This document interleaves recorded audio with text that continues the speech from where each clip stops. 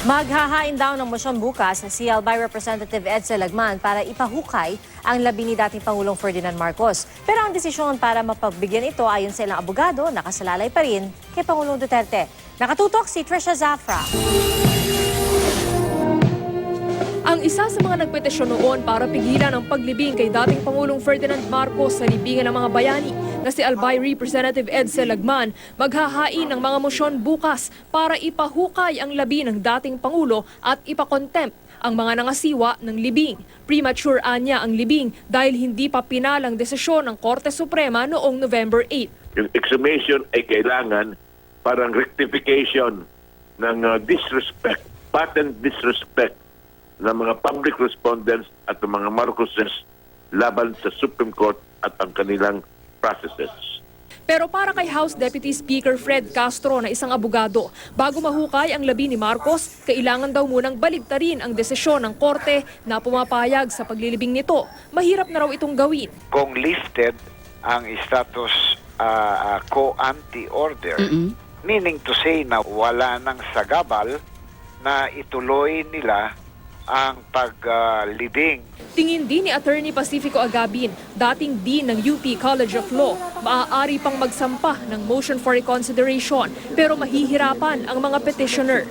Palagay ko sa voting ng 9 to 5, medyo mahirapan sila. Pero pwede pang ma-reverse yung decision ng Supreme Court. Pero kailangan magkumbinsi sila ng at least 3 justices upang bumaliktad.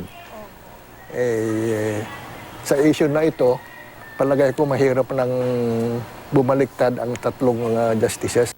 Dagdag ni Agabin, ang ibig sabihin ng Supreme Court sa desisyon nito, ipinauubaya ng hudikatura sa ehekutibo ang pagpapalibing kay Marcos. Sa huli, maging ang pagpapahukay raw sa bangkay ni Marcos, nasa kamay pa rin ng Pangulo. Nauna nang sinabi ng Supreme Court, kahit nakapaghain na ng MR ang petitioners, walang legal na balakid para ituloy ang libing.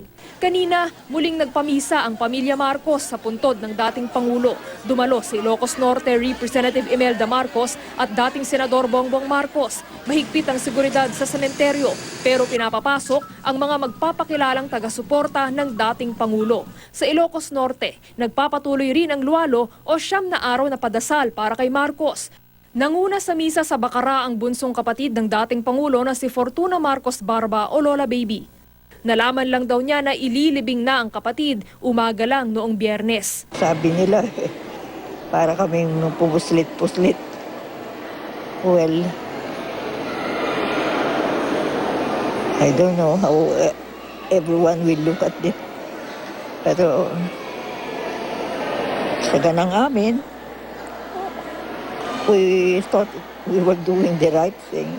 Sa mga nagpoprotesta laban sa paglilibing sa kanyang kapatid, hiling niya, At this point in time in our lives, we should really learn to forgive and forget. Trisha Zafra, Nakatutok, 24 Oras.